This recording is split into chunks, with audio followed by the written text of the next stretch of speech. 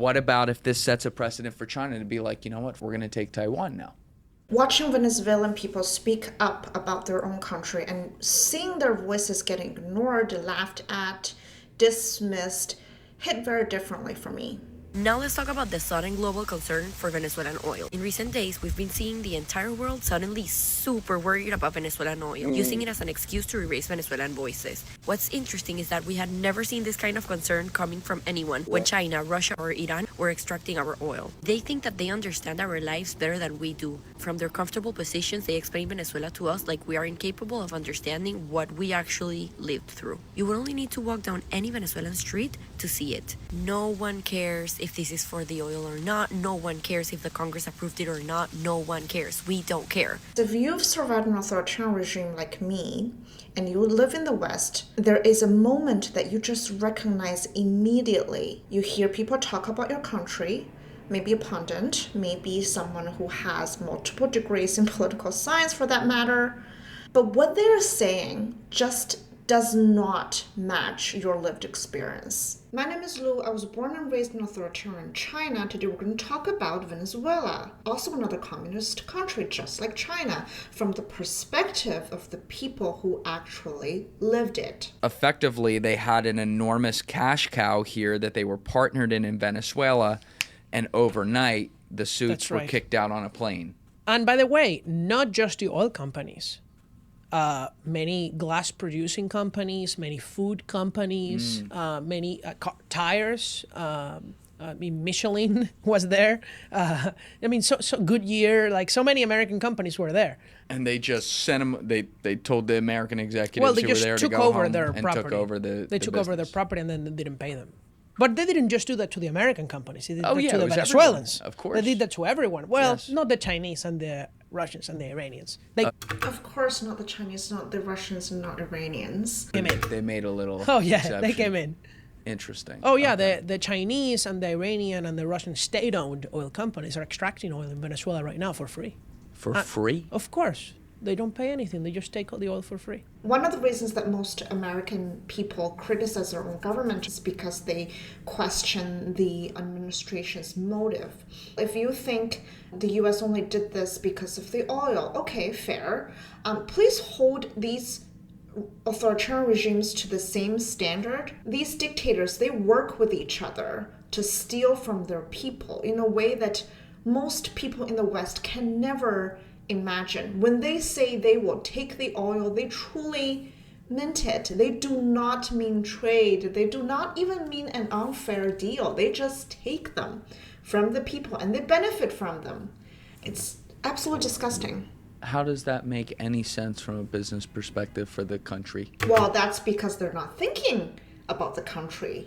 They're not thinking about the business of the country. That's not how dictators think. They think about themselves and how their dictator friends could benefit off of each other, right? Maduro is great because he gets political support and intelligence and yeah.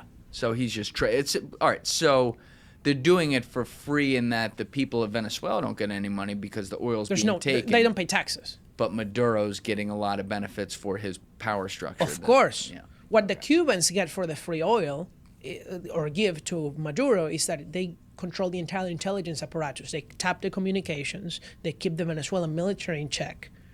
And it's How better. do they do that? Well, by tapping the communications and having a Cuban officer in every military unit.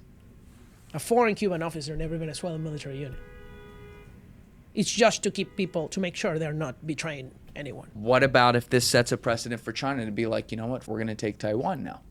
Well, they You see already what I'm wanted saying? to. No, they're not going to, but they already wanted to. If anything, this deters them.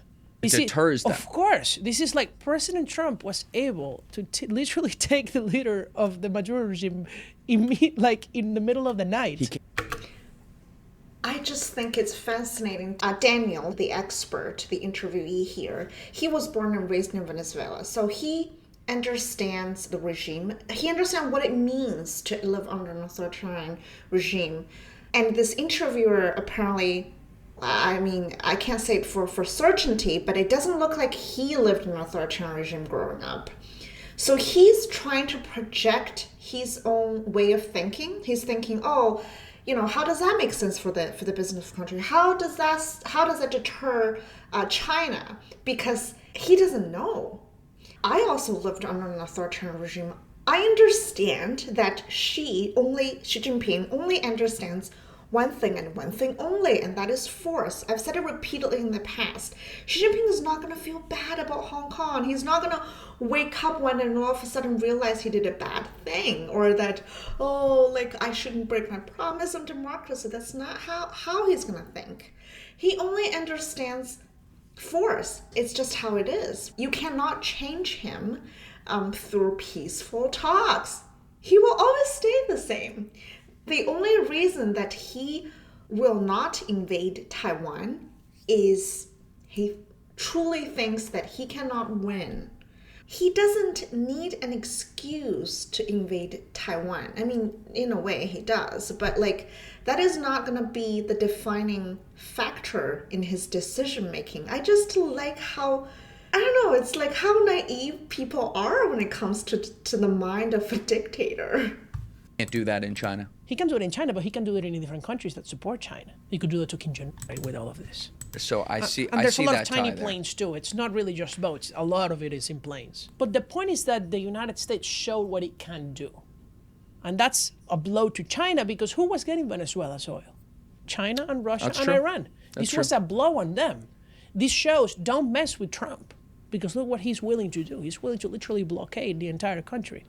Up until Donald Trump became president, the rest of the world, especially the United States, have been going by the old playbook.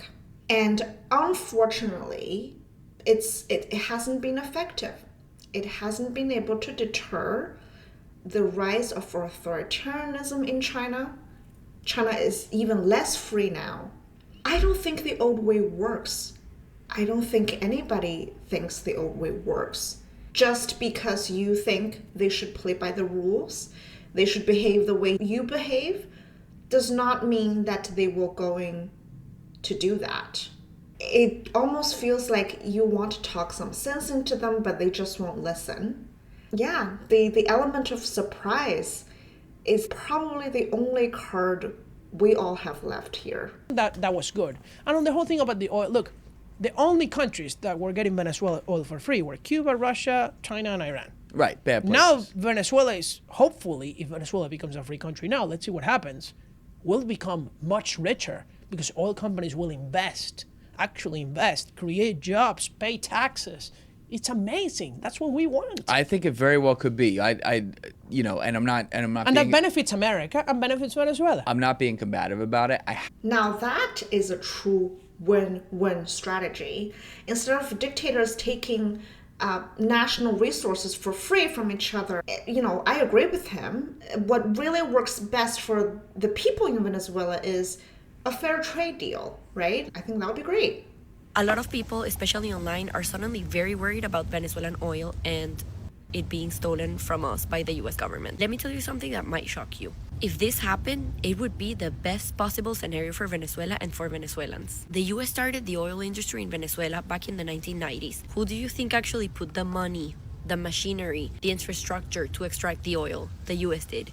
And what happened as a result was that in less than 20 years, Venezuela went from being an agricultural country to one of the largest oil exporters in the world. Back then, Venezuela was producing over 2 million barrels a day, and guess who the main customer was? And yes, the president at the time was also a dictator, but during that period, Venezuela built its major highways, universities, hospitals, and infrastructure. How? With the money that came from the oil. The Bolivar, now worth literally nothing, was once equal to the US dollar. That's when Italians, Portuguese, Spaniards migrated to Venezuela looking for opportunities. Venezuela had the highest per capita income in the region, and I can attest to this. It was just normal for us to travel as often as we wanted to, every weekend even. Fast forward to today, Venezuela has the largest oil reserves in the world, but that means absolutely nothing if the oil isn't produced properly. So ask yourself, what could happen if the US were involved again in Venezuela's oil industry? In 5 to 10 years, Venezuela could be back to producing as much as we did back then, and that would mean millions of direct and indirect jobs for all of us. So we can just leave your countries and go back to ours. All your wishes would come true.